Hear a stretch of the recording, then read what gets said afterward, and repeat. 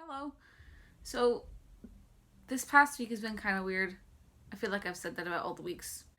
I really haven't felt very musically inclined at all, and it's been kind of weird. So, I decided instead of posting another music video or cover or whatever, I'd tell you about why I wrote that last song, because the more I think about it, the stuff I wrote that song about are things that I've been thinking about for a long time.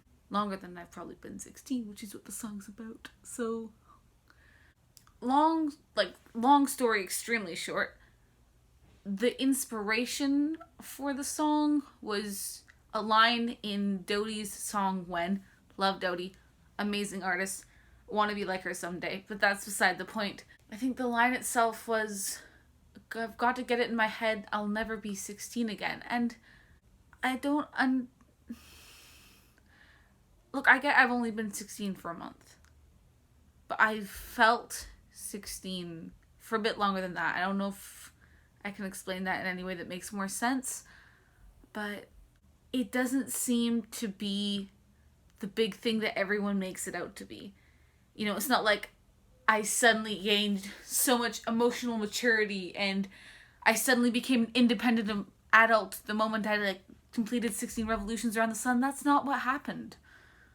I'm kind of just here, the same as I've always been.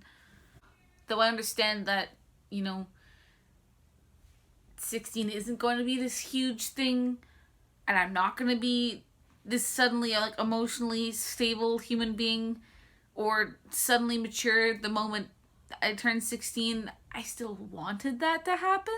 The summer you turn 16 is supposed to be this big deal, and logically I know that it isn't, but I still wanted it to be.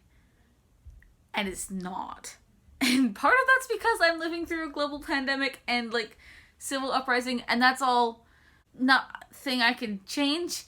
And the concept of a sweet 16 seems so overplayed to me right now because I can't have that. Which is fine. Staying inside and not seeing my friends is something I should be doing. Contemplating the fact that my entire world has kind of changed in the past couple months is something I should be doing. Is the pressure I feel for this to be something perfect, something I'm doing to myself? I mean, probably. I have a very big habit of doing too many things and expecting them to be perfect. It's not just being 16. I had built up my teenage years to be this huge thing where I'd have a whole bunch of friends and live the aesthetic, whatever the aesthetic was going to be. And then suddenly all of my support systems and constants are being taken away one by one.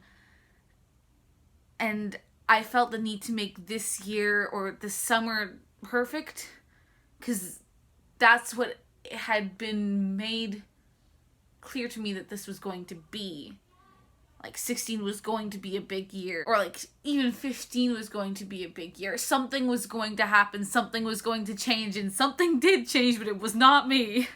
I mean, it was me. I have changed. Obviously, I've changed. I grow older every day. I learn new things, but the thing that's changing the most isn't me. It's the global state of affairs, and I'm becoming more and more aware of that, which is a maturity thing, but it's also the fact that 2020's been a complete and utter dumpster fire so far. The first couple months were okay for me, but the past 5 months, the past 3 months, conservative estimate, have been kind of just a really weird condensed amount of time where I can't remember if something happened yesterday or 3 months ago. That's weird. And at the same time, I'm still pressured to feeling normal. And none of this is normal. None of those people who are romanticizing or being nostalgic about 16 have lived through a global pandemic. My main issue, we're going completely past the point of the song. At this point, this is basically just me needing to vent. Hello, yes. Please close the door. Thank you. The problem is I wanted to feel normal because somewhere in my brain I'd been told that I needed to feel normal. And the new mantra of these pandemic months is that it's okay to not feel normal. And it's okay to be reacting to this in strange ways. The problem is, no matter how many times you tell yourself it's okay to not feel normal, it doesn't make you feel any less bad. Yeah, it's not normal, but that doesn't stop you from being guilty or sad or tired or confused or not knowing what you feel. My entire world has been knocked off its axis like a million times these past 5 months, and that's not normal.